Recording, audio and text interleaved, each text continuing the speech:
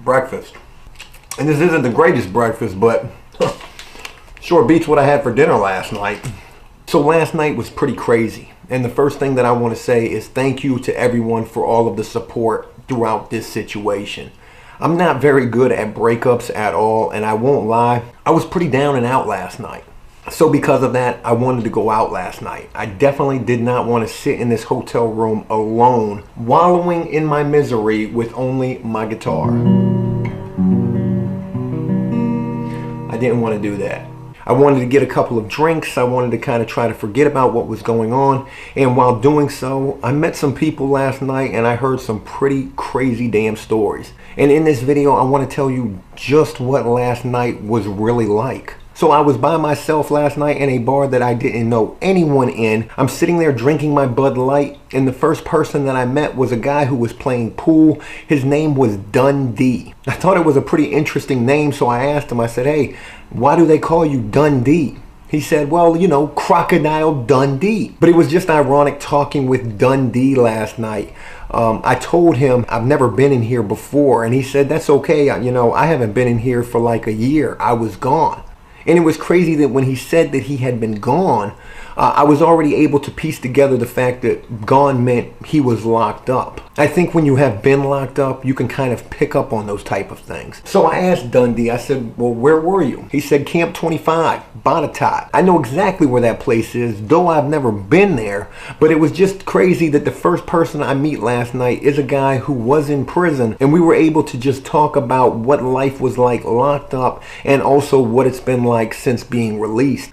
Dundee told me that he had been home for a little over a year, just like me, and that he was doing good. He had a job. He was working as a delivery driver for some sort of construction equipment, and it was really awesome to be able to talk to this guy last night. Another individual who had been locked up came home from that and was able to find success for himself. But this is where the story begins to get crazy. Because while talking with Dundee last night, this older woman who he knew from this bar came up to him as me and him were talking, and she basically put her arm right around him and said, "Who's your friend here?" Oh my God, why do you talk like that? This woman, I swear to you, she was older, way older. If I had to guess her age, I would probably say she was about 70.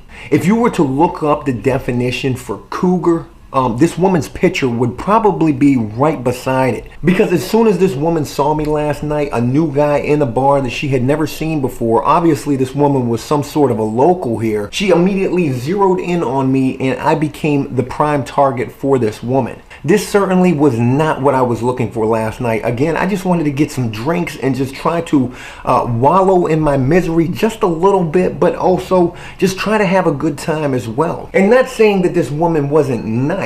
In fact, she was a little too nice, maybe a little too aggressive, but I remember somewhat through my Budweiser fog from last night that she asked me, she said, "Why have I never seen you in here before?" I'm not sure I will ever forget just how raspy her voice actually was. "Why have I never seen you in here before?" Almost reminded me of that movie The Shining. "Red rum, red rum." Her voice was actually pretty terrifying. But when she asked me why she had never seen me in this bar before, the only response that I could even muster was the fact that, well, one, I had never been here before, and two, I also said, trying to throw in a little prison pun, I said, well, that's because I'm fresh meat.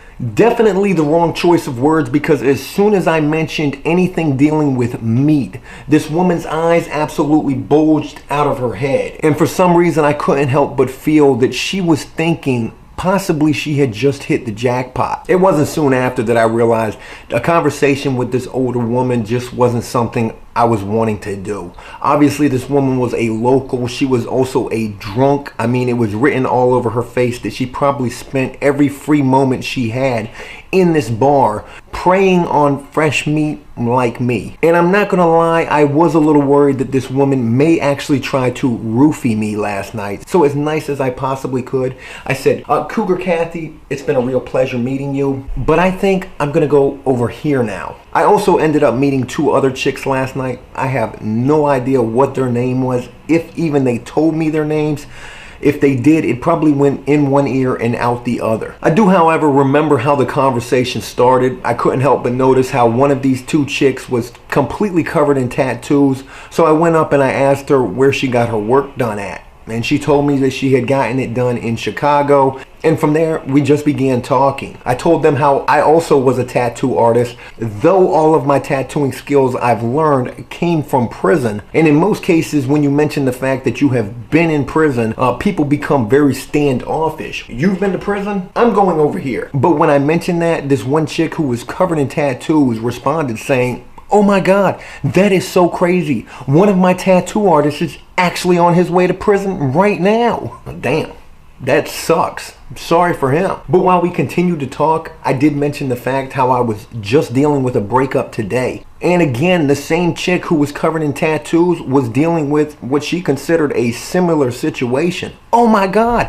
that's so crazy. Me too," she said. But when she told me the circumstances surrounding her situation, they were nothing like what I was dealing with. In fact, they were a hell of a lot worse. This tattoo covered chick, who I cannot possibly remember her name for the life of me, I'm beginning to wonder if she even told me her name. She told me how on this past Valentine's Day, which is like 5 days ago, her lifelong best friend, a dude, called her up, or I think she said he FaceTimed her. He FaceTimed her on her phone to profess to her his lifelong love of this tattoo covered chick, telling her something along the lines of how he felt like they belonged together, how they were soulmates, how he was so in love with her, and how he just wanted them to be together.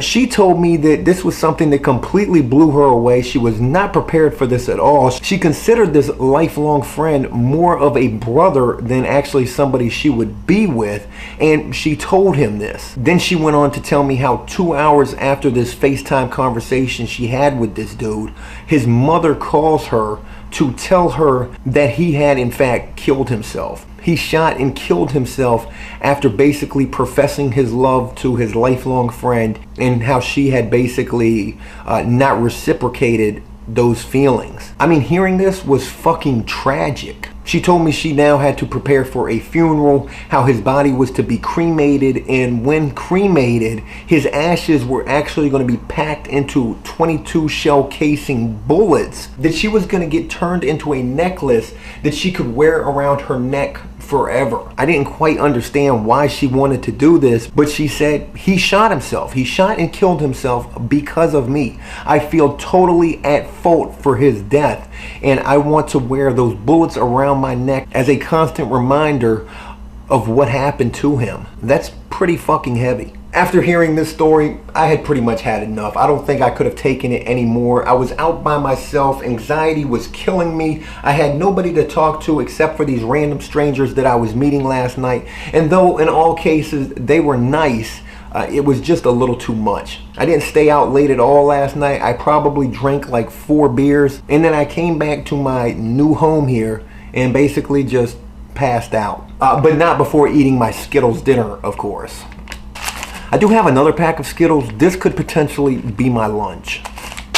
Last night was pretty crazy. The first person I met last night, Dundee, had been in prison and also had been released for about the same amount of time I had, and was doing well for himself. I also met Cougar Kathy last night, who was quite a character herself, and also the tattoo covered chick who had her best friend who blew his brains out behind her like just 5 days ago, and her friend as well, who I can't remember it all. I just think that now, as I try to move on with my life, try to continue After Prison Show completely on my own from wherever the hell that I will be, I'm going to be meeting quite a few interesting people. And I'm quite sure there will be stories to tell about all of them as well. One thing is certain though, I'm not as depressed today as I was yesterday. I'm quite sure I will deal with moments where I will feel sad. And when dealing with those moments, I'm going to have to just pick myself up and say, let's go, Joe. We got to keep moving forward. Again, I just want to take the time to thank every single one of you for the love and support that you have shown After Prison Show during this crazy time. The support of the APS Army/family is a big part of me being able to pull myself through this. So again, thank you. Hey, look, that's it. I hope you enjoyed this video and these crazy stories about these crazy people I met last night. And if you did, please leave a like and a comment letting me know exactly what you thought of this. And as always, enjoy life, the free world. Never take a moment for granted and make the most of every day. Peace!